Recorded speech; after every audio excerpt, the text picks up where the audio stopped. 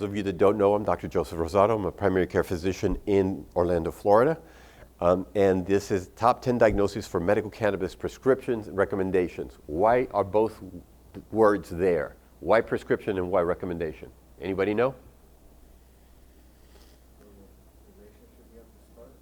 In the United States, can I prescribe marijuana? Yes or no? Only in your state. Can I prescribe it? No, you can't. I can only recommend. Why? Because it's federally illegal. If I say I'm prescribing and I do not have a Schedule 1 permission on my DEA license, I would lose my DEA license because I'm allowed to prescribe Schedule 2 to Schedule 5. Schedule 1, I have to have permission and have an additional certification on my DEA license. So in the United States, I can only recommend medical cannabis. However, in Canada, where it is completely legal at the federal level, the whole country of Canada, it's legal, there the doctors prescribe medical cannabis. So with that, do you have a specific retailer you buy from that you can only purchase from to make sure it has what you need, or? No, I know the different dispensaries and I know what their products are, and so depending on the patient, I direct them to a specific dispensary based on their knowledge with the product, their experience using the products, etc. Okay, so this is me from the age of 16 all the way to present at 58. This is what I've done in medicine. 2 or 3 things. And in the medical cannabis space, anyone know who this gentleman is? Guy with white hair. Yeah, not much hair. He wrote the foreword to my book. All of you have heard of the endocannabinoid system, right? That's Professor Lemire Hanoush. He's the one that named anandamide. Meshulam discovered anandamide, which is the first endocannabinoid in 1992. Professor Lemire Hanoush was the one that named anandamide. Anyone know where that word came from? It comes from the Sanskrit word ananda, which means bliss. So anandamide means the bliss endocannabinoid. So in the medical cannabis space, this is what I've done from 2014. I started, as I mentioned, as an advocate. And in 2016, when we actually had product, I was the first to recommend in the greater Central Florida area. Then in 2016, fall, I was the first in the state to recommend to a child. And then the different awards, I'm the Chief Medical Officer for Minorities for Medical Marijuana, as well as marijuanadoctors.com, which is an excellent source of information, a great platform. It discusses all of the medical conditions on there that are available to recommend medical cannabis, and I review all of the medical literature in that. And then I've been interviewed for Rolling Stone magazine. I've received awards as Physician of the Year, one of 65 outstanding Black Hispanic men, and then in June of this year, 20 outstanding Black and Latinx leading the cannabis industry. So I am involved outside of my private practice.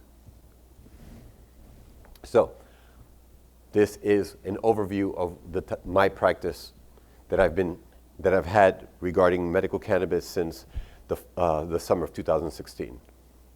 So how many patients from summer of 2016 to present have I managed? Numbers. 200 patients from. So you say, I've managed 200 patients. No, that's okay. 200 patients from the summer of 2016 to the winter of 2020. Yes? You mean total patients? Total patients. Oh, okay. Total patients. Oh, 30,000? 30,000? You said 20,000? 15,000?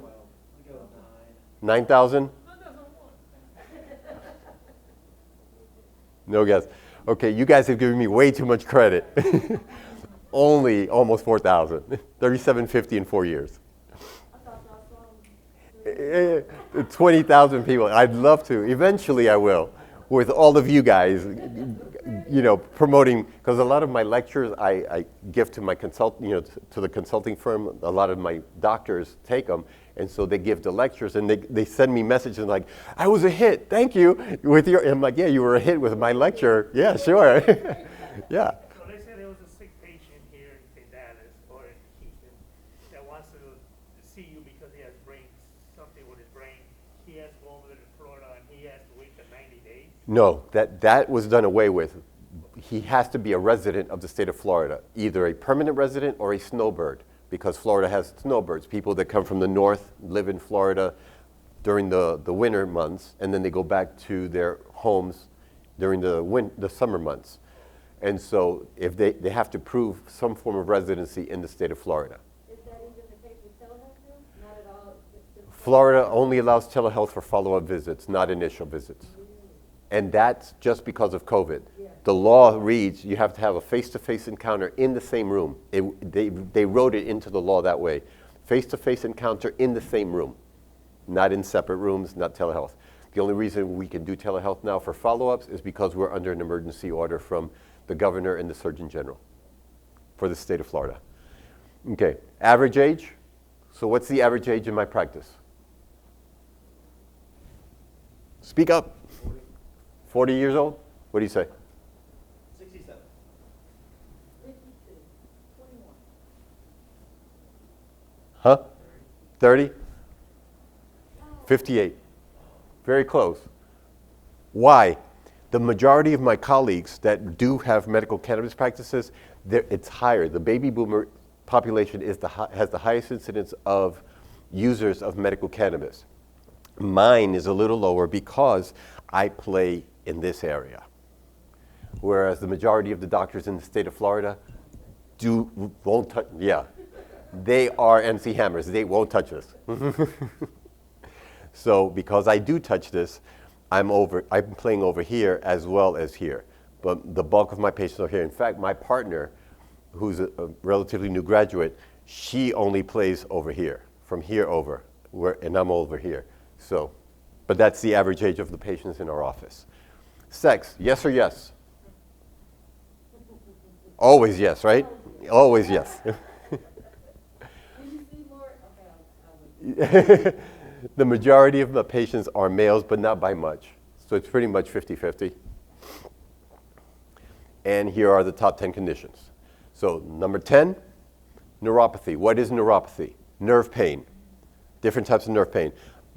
So diabetic neuropathy, patients that have diabetes that have that nerve burning pain in their lower feet, hands, that's what neuropathy is. But it's not only neuropathic pain from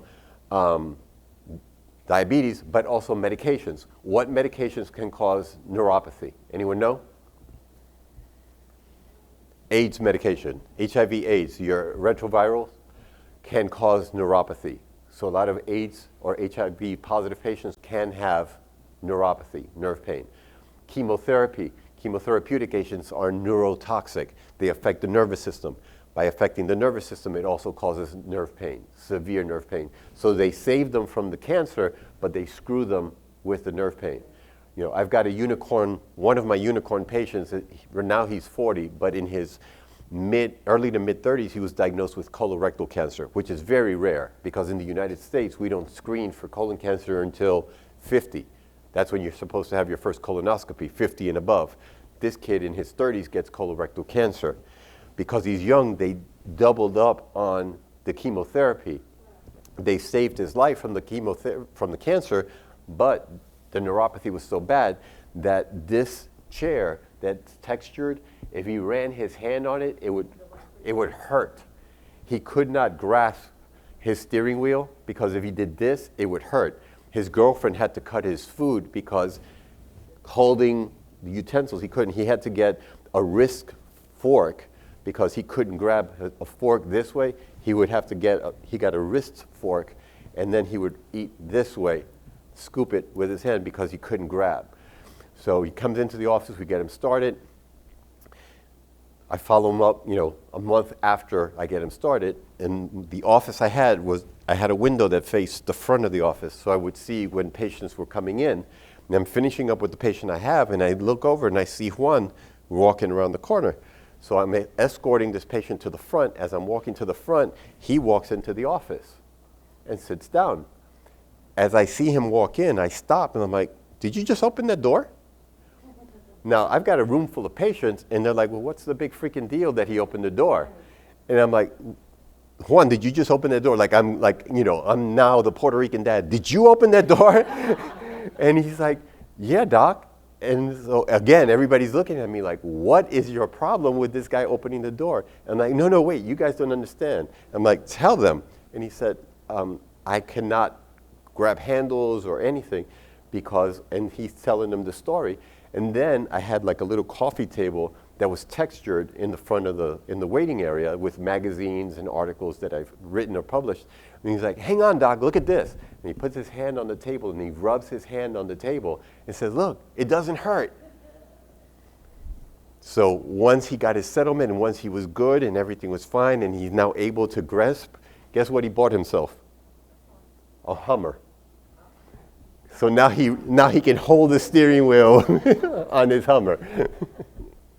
So that happens a lot with cancer patients. My cousin had breast cancer, survived double mastectomy, but she couldn't wear sneakers with socks with her, and she started Cannabis. Yeah, exactly. He couldn't couldn't wear socks. He couldn't wear button shoes. The last time I saw him, he walked in with some Air Jordans. They were high tops, and I'm like, it's like. Does that last forever, or is that? Oh, the neuropathy is forever, but the cannabis keeps it under control, and now he can function. Yeah, because once the nerve is damaged, there's a thing called the Wallerian effect, that it takes 1 millimeter of nerve tissue per day to recover.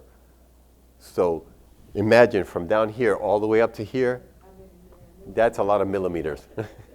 Anyway, for those of you that are a little anal, these red numbers are the references. At the end, the last 3 slides are all the references. So you can take pictures of those slides, and there you will find all of the articles that support the use of cannabis for these conditions. Will the slide be shared with us? I don't know. That's a Graciela question or a Celeste question. Number 9, autoimmune disorders. So what are autoimmune disorders? Autoimmune disorders are conditions that attack the body. So examples of those are lupus, multiple sclerosis, anything that the body attacks itself, that perceives as though the body is a foreign entity, okay? So autoimmune conditions are the 9th most common condition in my practice. Number 8, epilepsy seizures. Why? Because as I mentioned, I play in the young range, in the young route. So I have a lot of children that have Dravet or Lennox-Gastaut. Those are genetic conditions of intractable seizures. These are children that have anywhere between 200 and 300 seizures a day that were diagnosed when they were 3 to 6 months of age. So they're born, the mom sees these kids like writhing, or they see their muscle tone just shifting. They go to the neurologist, they do an EEG on them, and they'll find that they'll have anywhere between 100 and 200 seizures during the hour that they are connected. Some will have as many as 1,000, which means they are in status epilepticus the entire day. They are running on seizures. So the CBD works really well on these types of patients. High CBD, low THC products are very good for epileptic or seizure patients, as well as THCA is another good anti-epileptic phytocannabinoid. Number 7, cancer, all types of cancer. Pediatric cancers, as I mentioned yesterday, my youngest patient has been 18 months old, which had a rhabdomyosarcoma, stage 3 of the chest wall into the lungs. My first cancer patient, pediatric, was Juju, who in honor of him, I always wear a bow tie when I'm lecturing on cannabis, because that was his MO, that was his brand, so I wear in honor of him. But he was 15 years old, had a severe head and neck tumor that the cancer had eaten his jaw, his cheek, his eye socket, his eyeball, so he had an eye patch because he had lost his eye, had eaten his skull, had penetrated into his brain, was on 16 milligrams of morphine through a morphine pump, and on hospice when he started with me. 1 month after he started, we had lowered his morphine dose from 16 milligrams to 8 milligrams. He wasn't using the PSA, the pump, for breakthrough pain, and he was now no longer sitting in his hospital bed, in his room. He's in the living room, enjoying watching TV with his family and eating dinner at the coffee table, going to his brother's wedding, being the best man at his brother's wedding, and dancing with his sister at his brother's wedding. Yes, he got started in November of 2016, and yes, he did pass away in February of 2017, but those months from November to the quality of life that he has, they will forever have that memory. They won't remember him sitting in his bed, drooling, looking at his crotch because he was so drugged up, because he was very, very thin. He didn't weigh even 100 pounds, and they're slamming him with all this morphine. And, you know, he's now asking, or he was asking his mom for rice and beans, and, Mom, I'm hungry, give me some food. Or he's sitting there laughing hysterically because he's in his room by himself, and Mom's like, what are you laughing? I don't know, I'm just happy. Ananda, bliss. He was in bliss. So, number 6, fibromyalgia. The condition that people say doesn't exist, a lot of doctors say that fibromyalgia is bullshit, it doesn't exist. Guess what, people? It really does. And to borrow from Dr. Ethan Russo's work on clinical endocannabinoid deficiency, one of the conditions that he mentions regarding clinical endocannabinoid deficiency is fibromyalgia. Clinical endocannabinoid deficiency is when we don't produce enough endocannabinoids. And by not producing enough endocannabinoids, or the enzymes that I mentioned in the previous talk, the Fa and the MAGL that attack the endocannabinoids, causes a deficiency. Fibromyalgia is one of those conditions. Now, in the medical world, the way to diagnose this is ordering lab work. The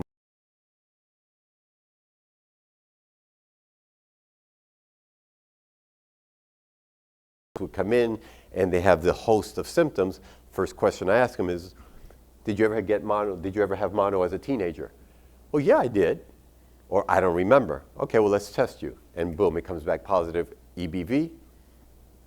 So, okay, you got chronic fatigue, and now we've got to check your thyroid because it'll affect the thyroid, it'll affect the pancreas, because now they've developed an autoimmune condition that attacks other organs. They end up with prediabetes, they end up with hypothyroidism, they end up with high cholesterol because it affects their bodies in multiple ways.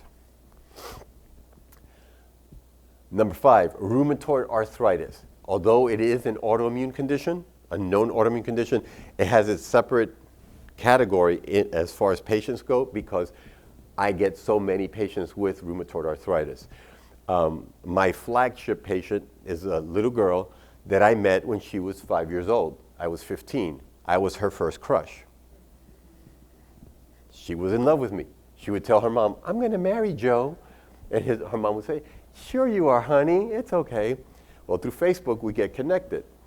And she sees that I'm in the medical cannabis world, and she sends me a message and says, you and I need to connect. And I'm like, oh, yeah, sure. I mean, I haven't seen you in like 20 years. Sure, let's connect. She's like, no, professionally. I'm like, yeah, sure, come to the office. She was diagnosed in her early 20s with rheumatoid arthritis. Back when she was diagnosed, the treatment was gold salts. They would inject gold salts into her veins to address the inflammation in her body. Then they got with the methotrexate, which is chemotherapy, then the biologics, the Humira, the Enbrel, and on and on and on and on. And was forever in pain, would be on massive doses of steroids.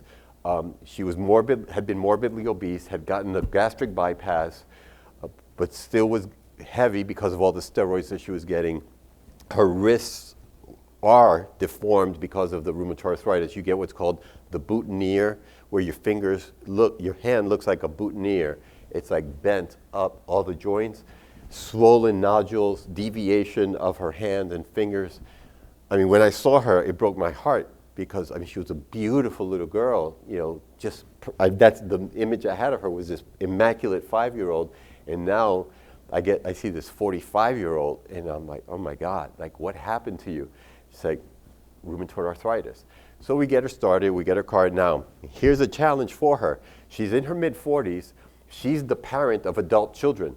Her children are 22, at the time were 22, 24. But then she remarried and had 4-year-old twin children. So now she's a mom of twins, but also has these adult children. She was raised as a Seventh-day Adventist, no offense to anyone that has religious beliefs, But if any of you know what a Seventh-day Adventist is, they are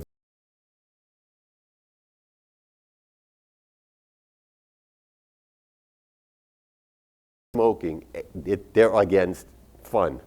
So, so they're like, so she's raised with this from mom and dad and aunts and uncles, and her kids, her older adults, children are like, you told us not to do drugs and now you're going to do marijuana. What is wrong with you? And you're a hypocrite and we hate you and you suck as a mother. So now she's hearing this, and then she's got these 4-year-old twins that she can't play, she can't carry, she can't care for. And she's like between a rock and a hard place. What do I do? So she calls me up in tears, and I'm like, look, you have to make the decision for yourself. I can't make that decision for you. She gets her medical cannabis card and sits on it for a month until finally she gets one of these flare-ups with her rheumatoid arthritis, and she's laid up in bed and can't get out of bed. And she's like, the hell with it.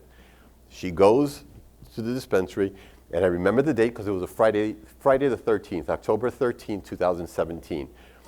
And she goes to the dispensary, and the bud tenders, she doesn't know what she's buying. I'm telling her what she needs to get. She walks in, she gets intimidated, she starts crying. The bud tender is crying with her because they don't know how to help it. He doesn't know how to help her. She doesn't know what she needs. She's texting me, calling me, I don't know what to do. Joe, help me. I'm like, okay, I'm not Joe right now. I'm Dr. Rosado. So you're going to address me right.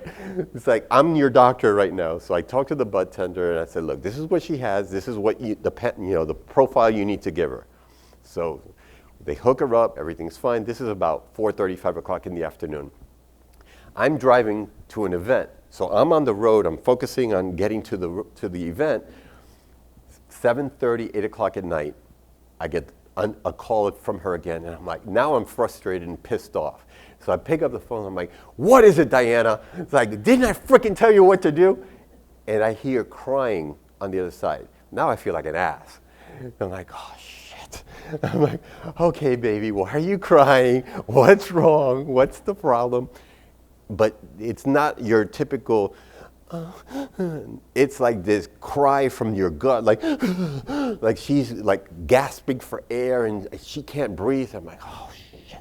Like, Diana, what's wrong? Like, you need to stop so I can hear and understand what's happening. And so she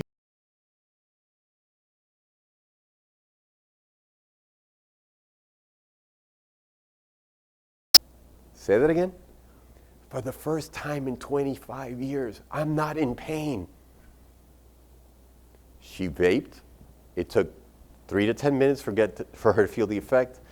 And for the next 2 hours, she was pain-free. Something unimaginable. Guess who are my patients now? Her mother, her father, her brother with thyroid cancer, the whole family. Her kids are still dicks about the situation. Her son is still an ass. He sees me, he's like, you're my mother's drug dealer. I said, no. The guys, those guys were her drug dealers. They were giving her all the opiates and the steroids. I've saved her life. Get it right, Junior. But, yeah. What was the meds that worked For the pain? She was a completely inexperienced, very naive patient. So I sent her to a dispensary that worked in the ratio based. And so during the day, I gave her a 1-to-4 CBD THC combination, and then at bedtime, a 1-to-9 CBD THC. 1-to-9 at bedtime, 1-to-4 during the day. And then the 1-to-9 had had linalool, the terpene, that helped with her sleep. And then during the daytime, it had beta-myrcene. Number 4, Parkinson's disease. Specifically, indicas or hybrids that are indica dominant are my go-to for Parkinson's. You want to stay away from sativas or sativa dominant hybrids because sativa stimulate, indica couch. If you give them something that stimulates them, it's going to make their tremors worse. So you want to manage and control the tremors. So you want to give them something to put them more at ease. calmer. Number 3, Crohn's disease. Anyone know what Crohn's disease, it's a gastrointestinal problem that they bounce between diarrhea and constipation, and their lives are regulated by how many bathrooms are between where I am and where I need to be.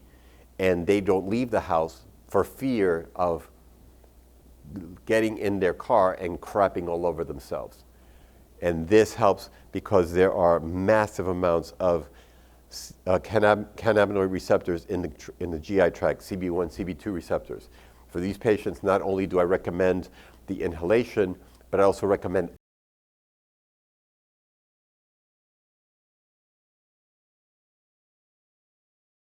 and it helps work on all of those different receptors throughout the gut. Number 2, PTSD. Now, PTSD in the state of Florida, and I'll be going over what the qualifying conditions are in the state of Florida, but PTSD is a qualifying condition, but anxiety, depression, insomnia are not. In the state of Florida, I can recommend cannabis for a chronic debilitating condition. So anxiety, depression, insomnia fall under that, and I have to link it to one of the qualifying conditions. So I link these to PTSD.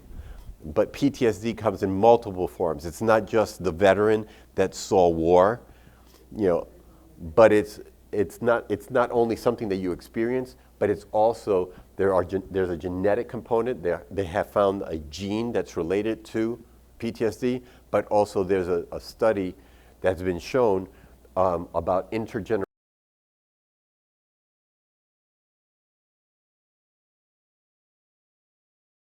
study. They got a group of rats, 20 rats, male rats, and they had them smell cherry blossoms. And as they smelled the cherry blossoms, they would negatively stimulate them with an electrical shock to create stress. So they smell the cherry blossoms, shock them. Smell the cherry blossoms, shock them. Smell the cherry blossoms, shock them. To the point where it caused their blood pressure to go up, their heart rate to go up, the tremors. And so they saw that they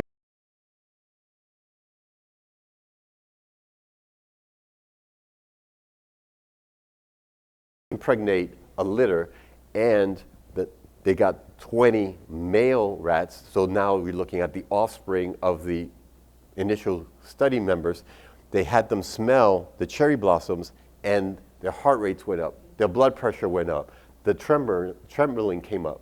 So now they saw what was going on genetically from one generation. They took those 20 children, the offspring, had them procreate. Now you're looking at the grandkids of the original study group, had them smell the cherry blossoms, and they responded the same exact way, with the tremors, with the heart rate, with the blood pressure. And the study was done, and they followed that up to the third generation was definite, and it could extend to the fourth generation. So that intergenerational trauma from the father went to the sons, the grandsons, and the great-grandsons. So if that's happening, so now you've got when I took my boards, in psychiatry, and we were studying for the boards, the number one cause of PTSD in men is war. The number one cause of PTSD in women is sexual abuse. Okay, some type of sexual abuse. Now, some of my female veterans have come in, and they have PTSD. Why? They've seen war, they've been veterans, but while they were in war, they were raped by their superior officers because they were there were a handful of women, and so their superior officers would sexually abuse them, and they're like, I'm an officer. They're not going to listen to you. And so now they're at war and getting raped, and add insult to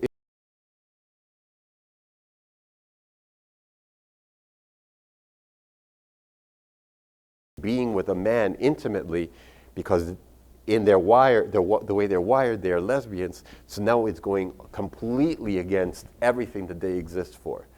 Those are the types of patients I manage with PTSD. So from 10 to 2, we've got neuropathy, autoimmune disorders, epilepsy, seizures, cancer, fibromyalgia, rheumatoid arthritis, Parkinson's disease, Crohn's disease, PTSD, which encompasses anxiety, depression, insomnia. What's the number one diagnosis I see in my practice? Alzheimer's. The corner. Young lady in the corner.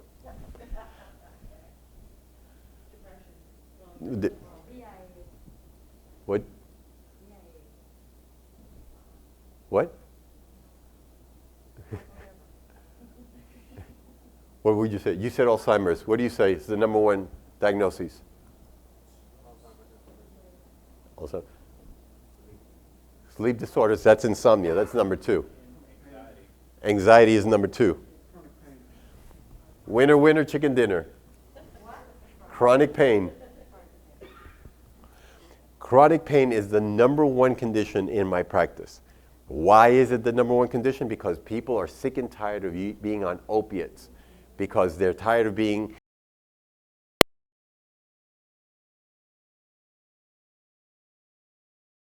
reason the number one diagnosis in our practice is chronic pain.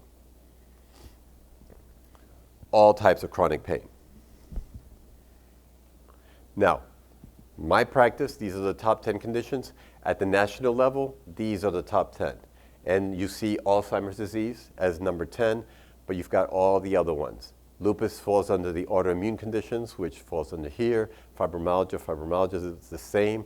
Arthritis, which falls under chronic pain. Seizures, epilepsy, same thing. Chronic pain, number 1, and osteoporosis.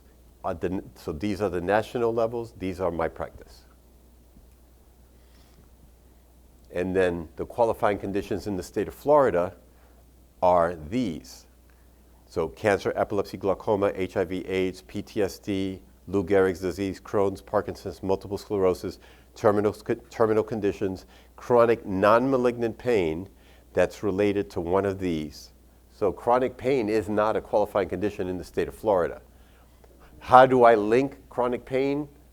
Since it's my number one condition, I link it with multiple sclerosis.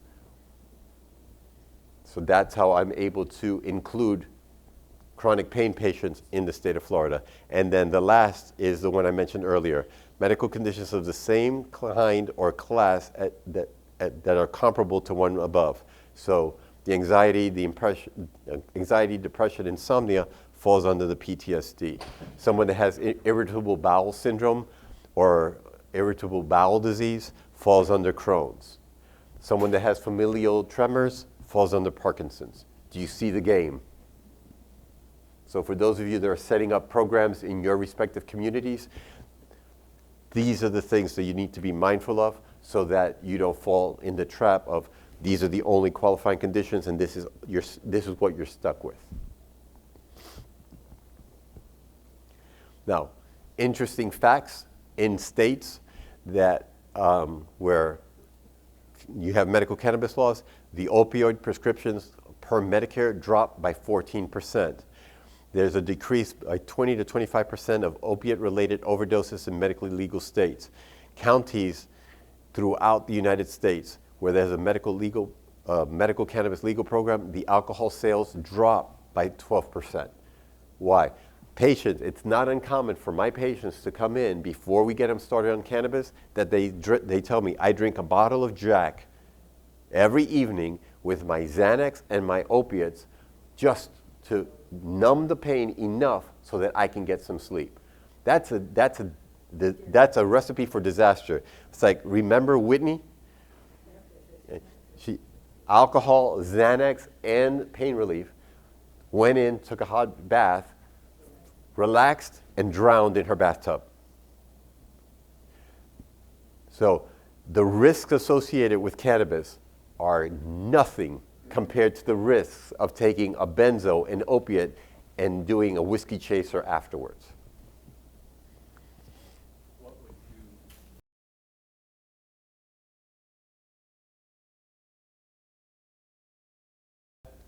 do you think THC/CBD 4-to-1 do you think that would help him so he didn't have to take what he did? Mm-hmm. Yeah.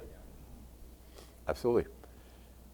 And here are the references. So those of you who want to take pictures of all the reference slides, all the references. This slide and the next two have all the references where it talks about every one of the conditions and the use of cannabis. Let me know when you're ready.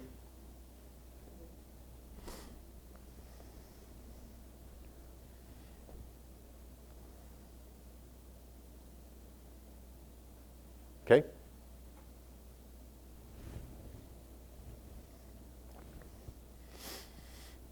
And here's the article I mentioned about clinical endocannabinoid deficiency by Ethan Russo. It was originally, he postulated it in the mid-90s, then he wrote the initial one in 2004, and then the elegant study that was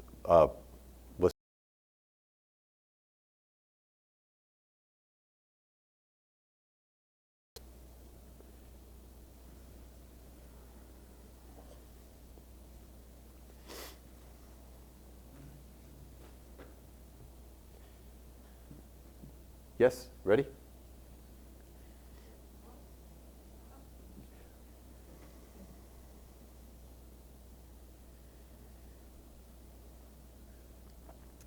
And down here are the ones that talk about, the evidence of alcohol on retail sales and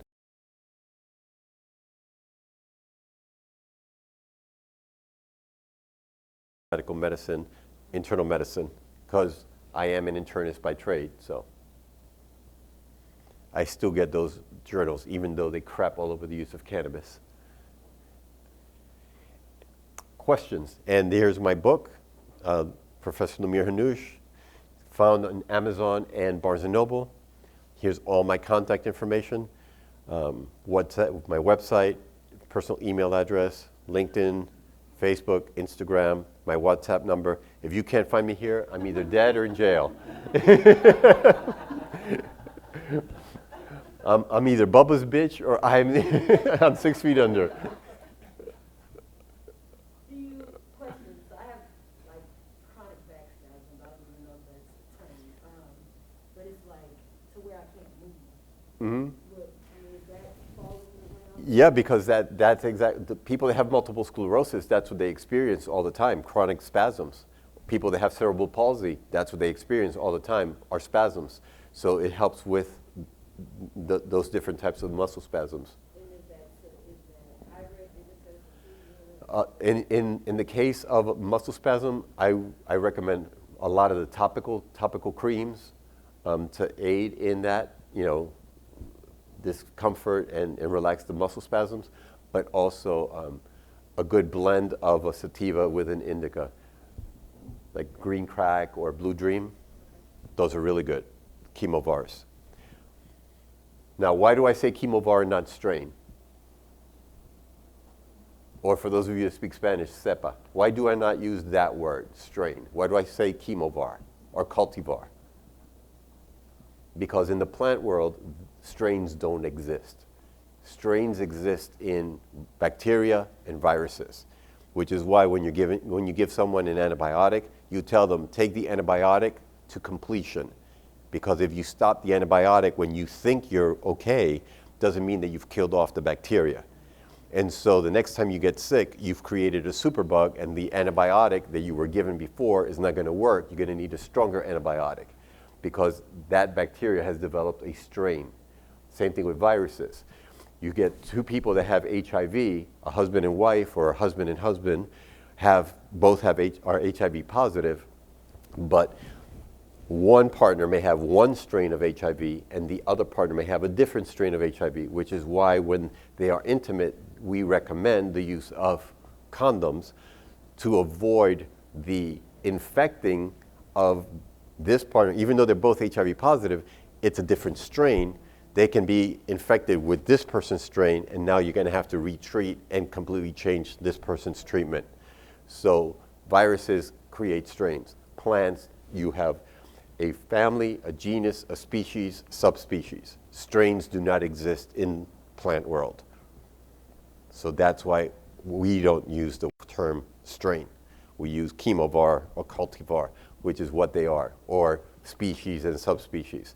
So when you talk about hybrid indica sativa, which really is a misnomer, because you may have a seed and you think, oh, this seed is an indica. You put it in the plant, a butterfly flaps her wings 3 counties west of you, pollination occurs, 120 days later, you pull up this sativa and you're like, what the hell just happened? Because of the pollination and things that happen and change, the indica sativa is very fickle. What you want to focus on is percentage of CBD, THC, and the different phytocannabinoids together with the terpenes and the terpene profiles.